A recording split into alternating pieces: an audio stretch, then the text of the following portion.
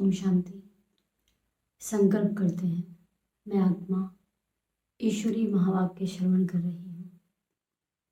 इनमें समाई हुई सभी परमात्मा शक्तियाँ, परमात्मा वरदान मुरली के समाप्त होने तक मुझ आत्मा में सदा काल के लिए समा जाएंगे और ऑटोमेटिक विश्व सेवा होती रहेगी।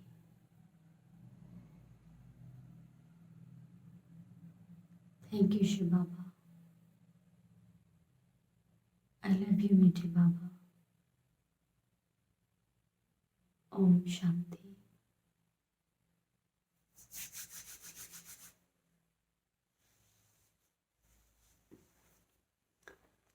सुनते हैं आज के बाबा के महावाक्य।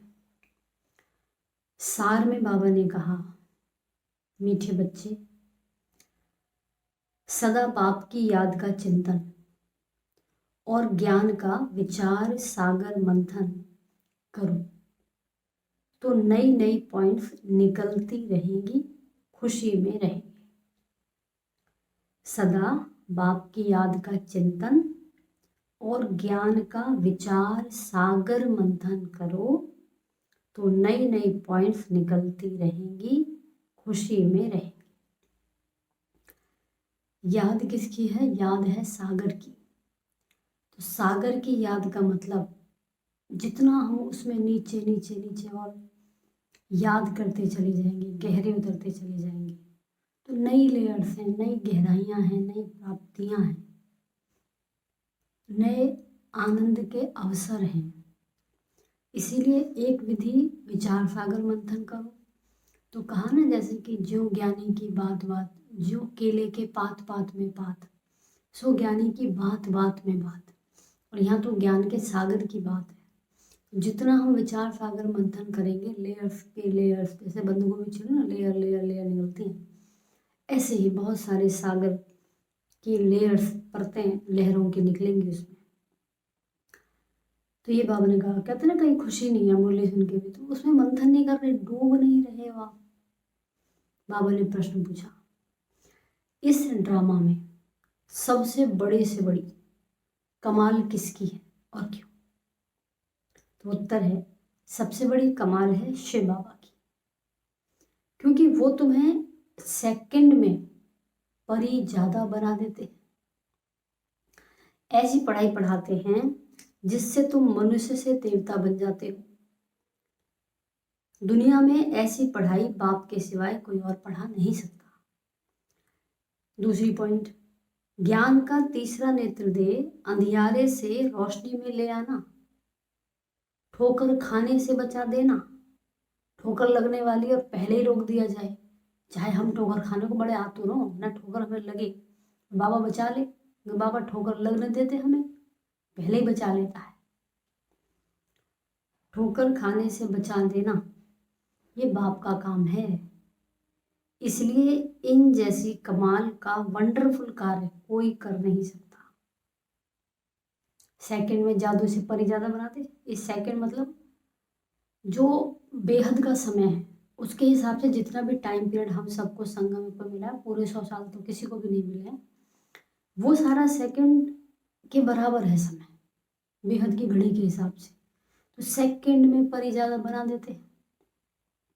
ओम शांति। बाबा कहते हैं, रूहानी बाप रोज रोज बच्चों को समझाते हैं और बच्चे अपने को आत्मा समझ बाप से सुनते हैं। आत्मा समझ बाप से सुनते हैं। तो अभी संकल्प करें 5 बार, मैं आत्मा ईश्वरी महावाक्य सुन रही हूँ।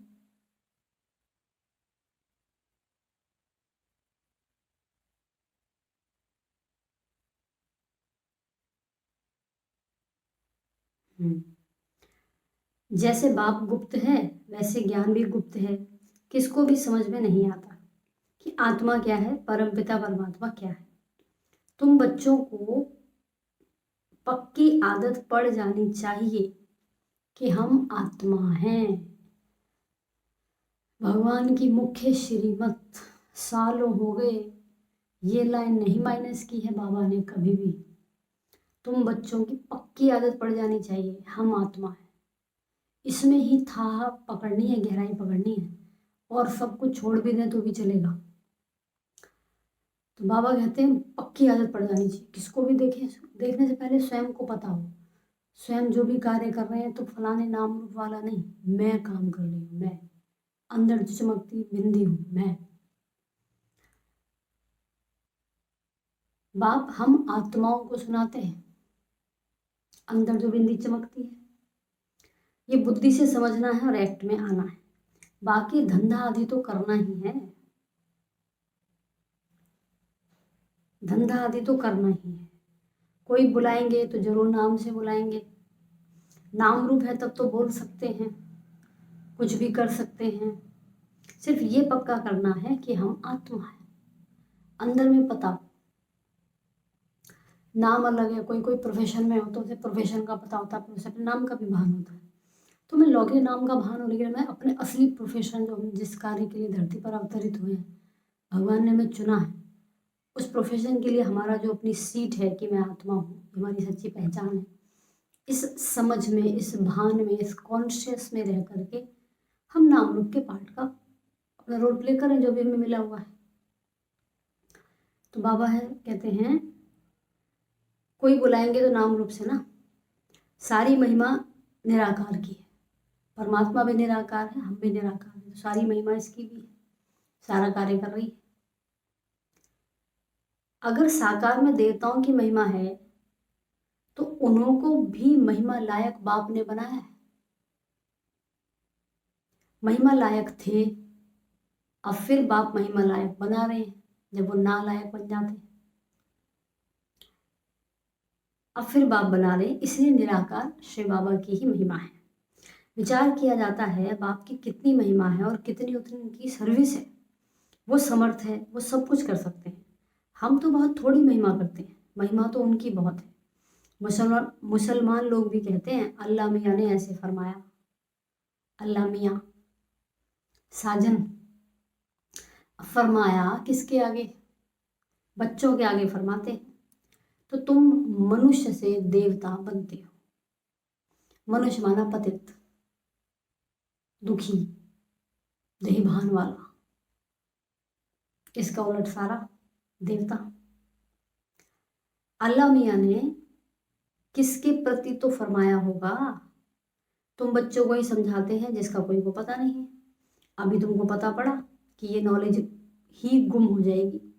बौद्ध भी ऐसे कहेंगे, क्रिश्चियन भी ऐसे कहेंगे, परंतु क्या फरमाया था ये तो किसको पता नहीं। बाप तुम बच्चों को अलफ और बे समझा रहे, आत्मा को बाप की याद भूल नहीं सकती। आत्मा अविनाशी है तो याद भी अविनाशी रहती है, बाप भी अविनाशी है। गाते हैं अल्लाह मियाँ ने ऐसे कहा था, परंतु वो कौन है, क्या कहते थे, ये कुछ भी नहीं जानते। अल्लाह मियाँ को ठिक्कर भित्तर में कह दिया है तो जानेंगे फिर क्या। भक्ति मार्ग में प्रार्थना करते हैं, अब तुम समझते हो जो भी आते हैं उनको सतो रजो तमो में आना ही है। क्राइस्ट बुद्ध जो आते हैं उनके पीछे सबको उतरना है, चढ़ने की बात नहीं। बाप भी आकर सबको चढ़ाते हैं। सर्व का सदगति दाता एक है, और कोई सदगति करने नहीं आते। समझो क्राइस्ट आया, किसको बैठ समझाएंगे? इन बातों को समझने के लिए अच्छी बुद्धि चाहिए, नई नई युक्तियां निकालनी चाहिए, मेहनत करनी है, रत्न निकालना है। इसलिए बाबा कहते हैं विचार सागर मंथन करके लिखो, विचार सागर मंथन करके लिखो। फिर पढ़ो कि क्या क्या मिस हुआ। बाबा का जो पार्ट है वो चलता रहेगा। बाबा कल पहले वाली नॉलेज सुनाते हैं, क्लियरिटी बता रहे हैं। तो मैं जो कल पहले सुनाया था वो सुना रहा हूँ, कल पहले वाली नॉलेज सुनाते हैं। ये बच्चे जानते हैं कि जो धर्म स्थापन करने आते हैं उनके पीछे उनके धर्म वालों को भी नीचे उतरना है। क्राइस्ट आए, बुद्ध आए, ईसा मसीह, ये इब्राहिम आए, इनके पीछे इनके धर्म वाले भी उतरे, और ये जब परमधाम से नीचे आए पाठ बजाने, उसके बाद जब इन आत्माओं का पतन हुआ तो इनके पीछे वाले सारे उनका भी पतन हुआ। तो बच्चे जानते हैं जो धर्म स्थापन करने आते हैं उनके पीछे धर्म वालों को भी नीचे उतरना पड़ता है। वो किसको चढ़ाएंगे कैसे? सीढ़ी नीचे उतरनी ही है, पहले सुख पीछे दुख। ये नाटक बड़ा फाइन बना हुआ है, विचार सागर मंथन करने की जरूरत है। वो कोई की सदगति करने नहीं आते हैं, वो आते हैं धर्म स्थापन करने। जो भी धर्म पिताएं हैं वो आते हैं धर्म स्थापन करने। ज्ञान का सागर एक है, और कोई में ज्ञान नहीं है। ड्रामा में दुख सुख का खेल तो सभी के लिए है, दुख से भी जास्ती सुख है। ड्रामा में पार्ट बजाते हैं तो जरूर सुख होना चाहिए। बाप दुख थोड़े ही स्थापन करेंगे, बाप तो सबको सुख देते हैं, विश्व में शांति हो जाती है। दुख धाम में तो शांति हो ना सके। शांति तब मिलनी है जब वापस शांति धाम में जाएगी। बाप बैठ समझाते हैं ये कभी नहीं भूलना चाहिए कि हम बाबा के साथ हैं। बाबा आया हुआ है असुर से देवता बनाने। ये देवताएं सदगति में रहती हैं, तो बाकी सब आत्माएं मूल वतन में रहती हैं। हमने मांगा था सुख शांति तो हम वहां पहुंच जाते हैं, उन्होंने मांगी थी केवल शांति तो वो उसमें ही राजी, वो अपना मोक्ष में समझ के बैठी है, हालांकि अंत में उन्हें भी उतरना ही होता है। तो बाबा कहते हैं ड्रामा में सबसे बड़ी कमाल है बेहद के बाप की, जो तुमको परी ज्यादा बना देते हैं। परियों की संतान, पढ़ाई से तुम परी बनते हो, पढ़ाई से तुम परी बनते हो। भक्ति मार्ग में समझते कुछ भी नहीं, माला फेरते रहते हैं। कोई हनुमान को कोई किसको याद करते हैं, उनको याद करने से फायदा क्या? बाबा ने कहा है महारथी, तो उन्होंने बैठ हाथी पर सवारी दिखा दी है। ये सब बातें बाप ही समझाते हैं। बड़े बड़े आदमी कहाँ जाते हैं तो उनकी कितनी आवभगत करते हैं। तुमको और किसको आवभगत तुम और किसको आवभगत नहीं देंगे, आजियान बोलते हैं, नहीं देंगे। तुम जानते हो इस समय सारा झाड़ जड़ जड़ी भूत है, किसका सम्मान करें, सब पतित बैठे हैं ना, और वैसे सम्मान दिखाना पड़ता है। अंदर में हम जानते हैं ये भी नहीं है उस लेवल पे, विष की पैदाइश है। तुमको फीलिंग आनी चाहिए कि सत्युग में विष की बात नहीं, सत्युग में विष की बात नहीं। बाबा ने बोला वहां संतान भी योग बल से पैदा होती है। सुदामा पद्मा पदम पति बनाना, गरीबों को महल देते हैं, सब अपने लिए ही करते हैं। बाप कहते हैं इस पढ़ाई से तुम कितने ऊंचे बनते हो। वो गीता सब सुनते पढ़ते हैं, ये भी पढ़ता था, परंतु जब बाप ने बैठ सुनाया तो वंडर खाया। बाप की गीता से सदगति हुई ना। ये मनुष्यों ने क्या बैठ बनाया है, ये क्लैरिटी बहुत बड़ी बात बाबा बताते हैं कि ये जो गीता या जितने भी हैं धर्मशास्त्र, ये मानव बुद्धि है। रजो प्रधान बुद्धि हो सकती है, और रजो प्रधान का और बिगड़ती चलेगी तो तमो प्रधान बुद्धि ने भी कुछ कुछ एडिशन दी है इसके अंदर। तो बाबा कहते हैं ये मनुष्य ने क्या बैठ बनाया है। कहते हैं अल्लाह मियाँ ने ऐसे कहा, परंतु समझते कुछ भी नहीं। अल्लाह कौन? देवी देवता धर्म वाले ही भगवान को नहीं जानते हैं, तो जो पीछे आते हैं वो क्या जाने। हम कहें भक्ति वाले भक्ति नहीं छोड़ते, एक तो उनका पार्ट नहीं है ड्रामानुसार, अभी जब खुलेगा तब खुलेगा। दूसरा हमसे ही सब हुआ है, हमने तो बनाए थे वो जिसकी भक्ति कर रहे हैं। वो वेद शास्त्र कहीं ना कहीं लिखने वाले बाबा कहते तुम बच्चे ही। तो सर्वशास्त्र में शिरोमणि गीता ही रॉन्ग कर दी है, तो बाकी फिर शास्त्रों में क्या ही होगा। बाबा ने जो हम बच्चों को सुनाया है वो प्रायलोप हो गया। अब तुम बाप से सुनकर देवता बन रहे हो, बाप से सुनकर बन रहे हो। बाबा जो सुना रहे हो एक्यूरेट सुना रहे हैं। पुरानी दुनिया का हिसाब तो सबको चुकतू करना है। यहाँ जो हमने हिसाब किताब बनाए हैं वो तो चुकतू करना है। फिर आत्मा पवित्र बन जाती है, उनका भी कुछ हिसाब किताब होगा, तो वो चुकतू होगा। हम ही पहले पहले जाते हैं, फिर पहले पहले आते हैं।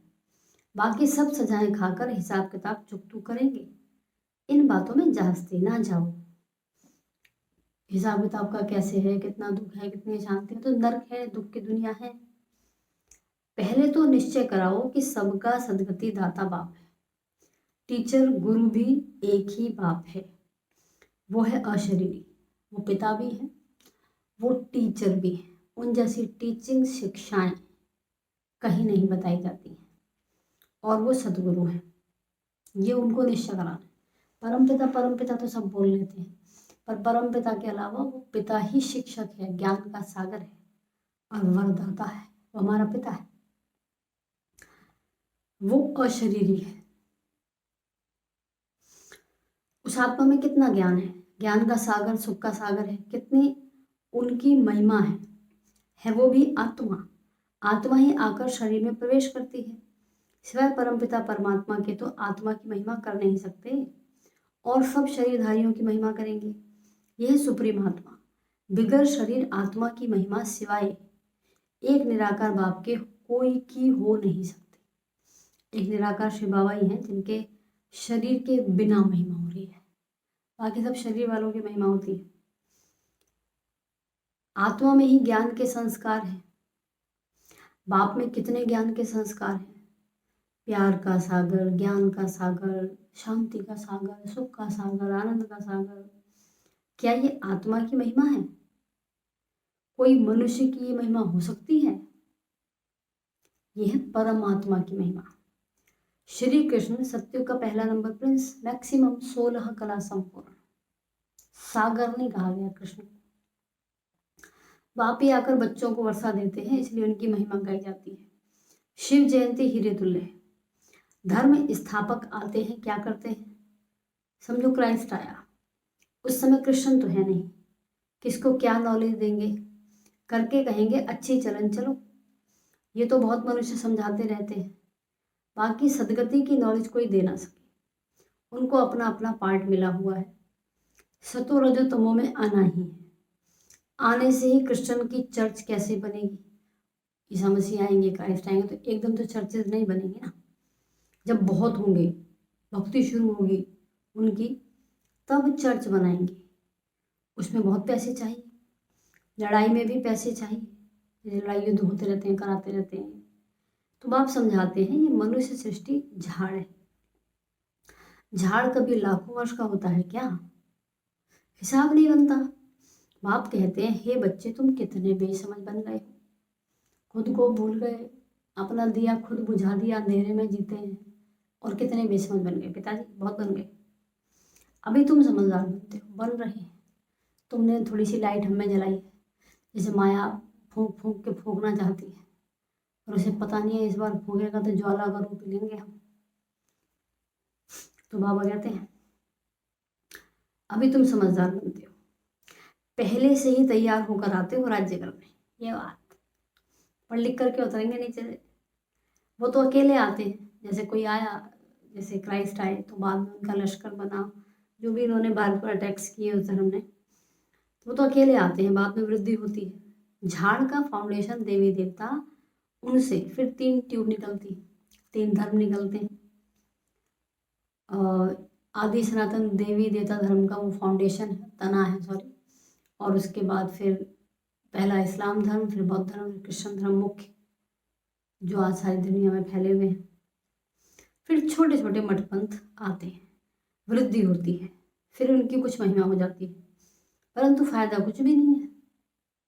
ब्रह्म समाज आया, आर्य समाज आया, कितनी हाईलाइट है इनकी, अभी ज़्यादा तो मुख्य नहीं है।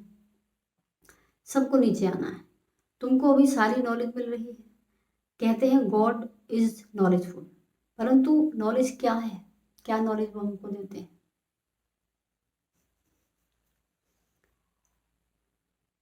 ये किसको मालूम नहीं है। अभी तुमको नॉलेज मिल रही है, भाग्यशाली रथ तो जरूर चाहिए। बाप साधारण तन में आते हैं, तब ये भाग्यशाली बनते हैं। सत्युग में सब पद्मा पद्म भाग्यशाली है। अब तुमको ज्ञान का तीसरा नेत्र मिलता है, जिससे तुम लक्ष्मी नारायण जैसे बनते हो। ज्ञान तो एक ही बार मिलता है, भक्ति में तो धक्के खाते रहते हैं। कितने जन्म धक्के खाए। अंधियारा है, दिया बुझा ना अपना, अपना और सबका। अब दिया बुझाई बुझाया है तो अंधियारा क्यों नहीं होगा? भगवान आएगा, भगवान तो आ गया, भगवान आके उद्धार करेगा। उद्धार तो करे, वो कहता है जिनका उद्धार करना है वो पहले जग तो लें। वो जगाने आया है, वो कहते हैं क़यामत के वक्त अल्लाह ताला आकर कब्रों से रूहों को जगाएगा। अब कब्र में क्या बचा है? हड्डी भी गल गई होगी, इतने पुराने पुराने युगों से, सालों से पड़ी हुई है शरीर कब्र में वो चीज़ें।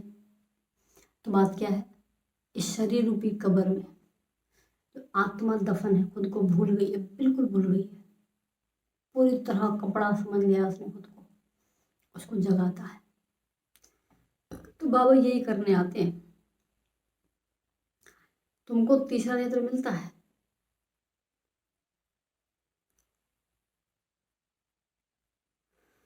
ज्ञान है दिन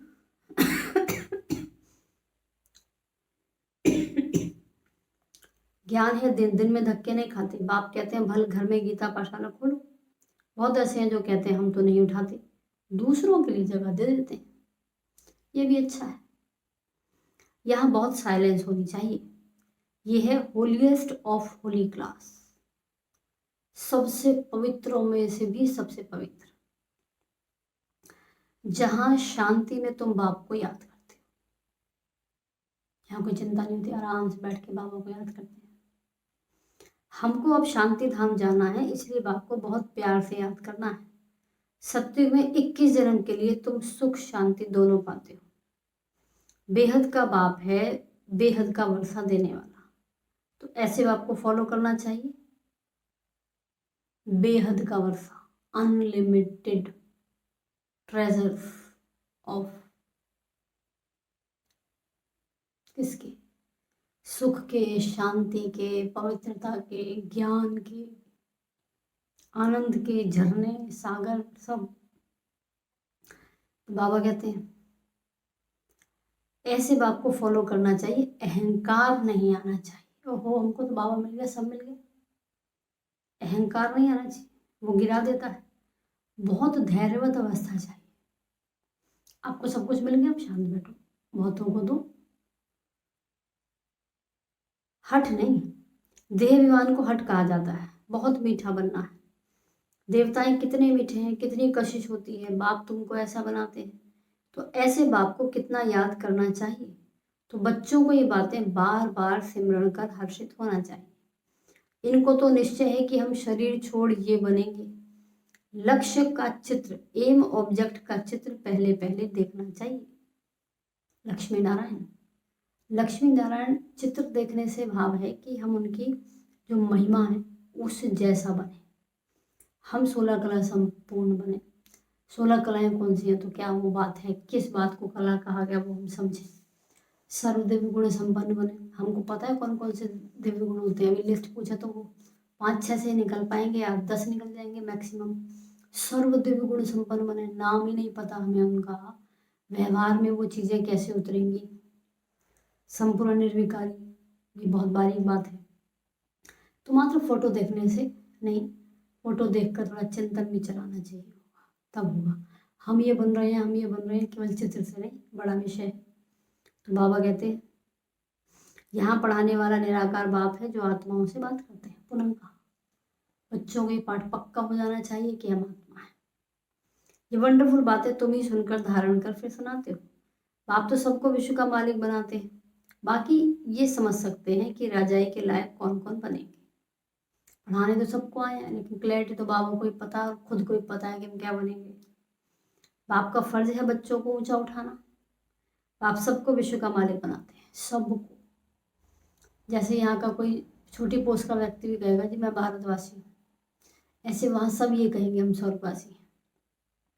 सबको विश्व का मालिक बनाते हैं। बाप कहते हैं मैं विश्व का मालिक नहीं बनता। बाप इस मुख द्वारा बैठ नॉलेज सुनाते हैं, आकाशवाणी कहते हैं ना, परंतु अर्थ नहीं समझते। सच्ची आकाशवाणी तो ये है जो बाप ऊपर से आकर इस गौ मुख द्वारा सुनाते हैं। इस मुख द्वारा वाणी निकलती है। बच्चे बहुत मीठे होते हैं, कहते हैं बाबा आज टोली खिलाओ। बहुत टोली बच्चे, बाबा कहते हैं बहुत जज्जी टोली बच्चे, बहुत टोली बच्चे। अच्छे बच्चे कहेंगे हम बच्चे भी हैं तो हम सर्वेंट भी हैं, ये बड़ी बात है। हम भगवान के बच्चे हैं इतना तो बहुत कहते हैं, लेकिन हम सर्वेंट हैं, हम भी सेवाधारी हैं। जो बाप का कर्तव्य सो हमारा कर्तव्य, तन मन धन। बाबा जिस तरह हमारी जरूरत हो हम we are ready always any time. जैसे बाबा हर समय तैयार है, हर जगह तैयार है, हम भी हो। बाबा कहते, बाबा को बहुत खुशी होती है बच्चों को देखकर। बच्चे जानते हैं समय बहुत थोड़ा है। अब तो हम जान ही गए हैं बहुत ही थोड़ा समय। इतने जो बॉम्ब्स बनाए हैं ये ऐसे ही फेंक देंगे क्या समुद्र में? जो कल पहले हुआ था जो फिर होगा, फेंकेंगे तो नहीं ना, यूज होंगे।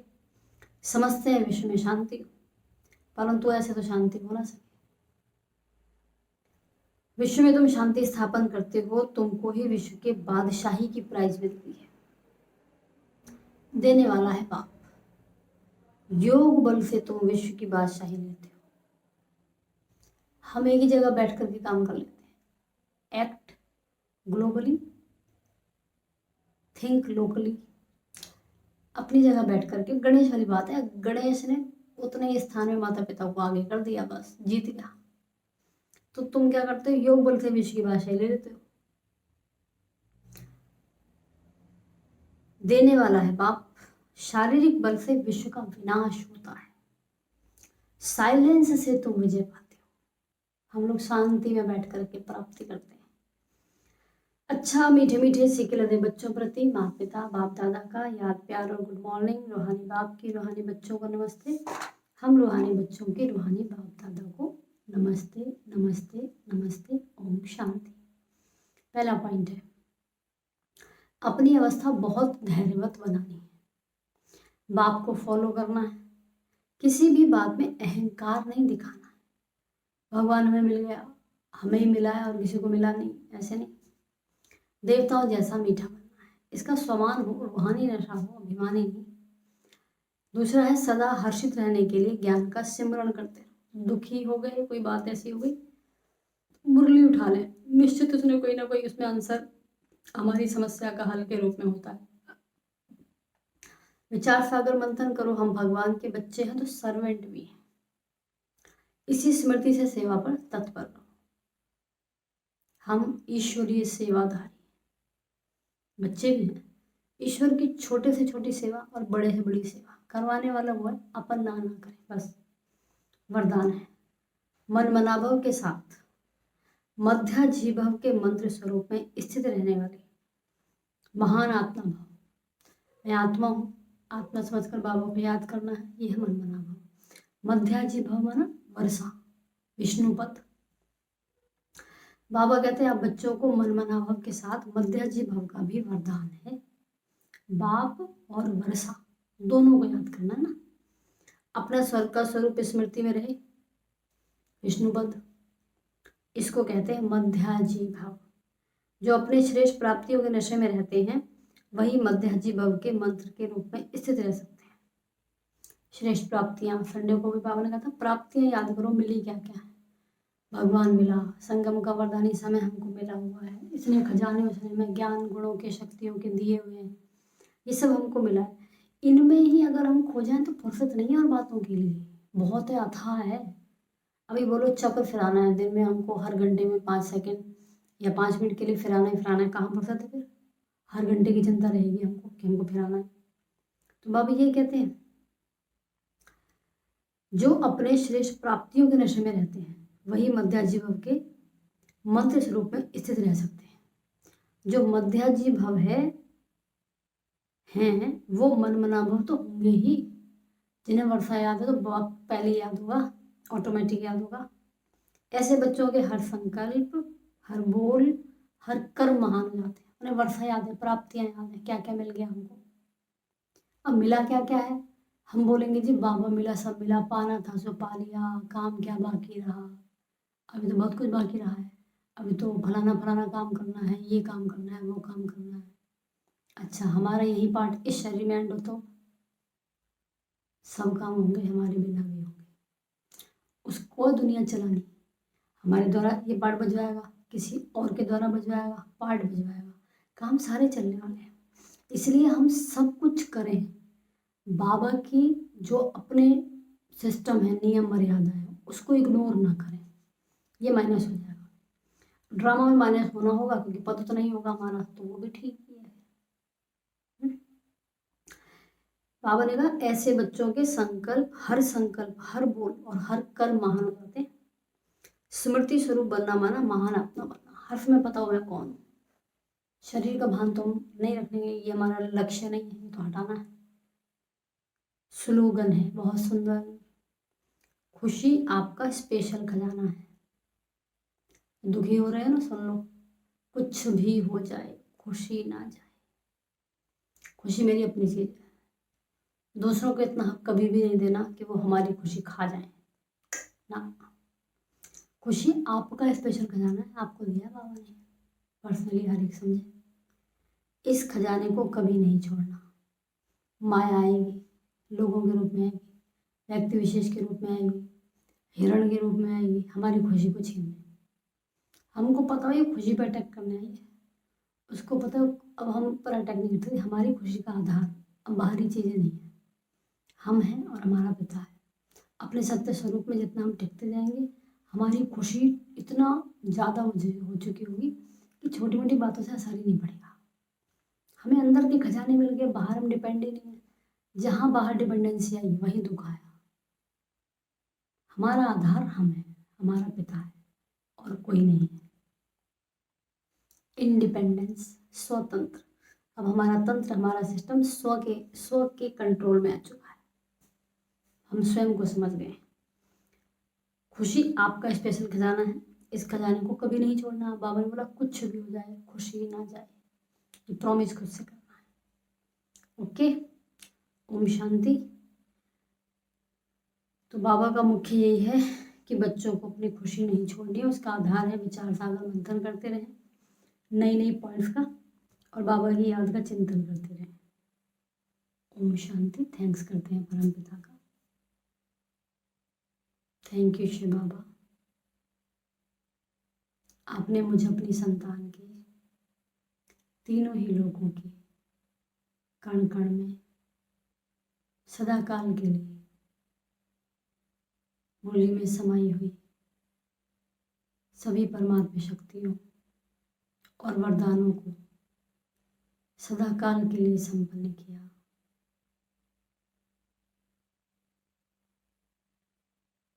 आपका दिल से कोटि कोटि धन्यवाद परम पिता।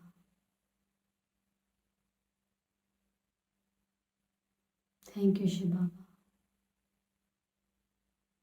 आई लव यू मीठे बाबा। ओम शांति।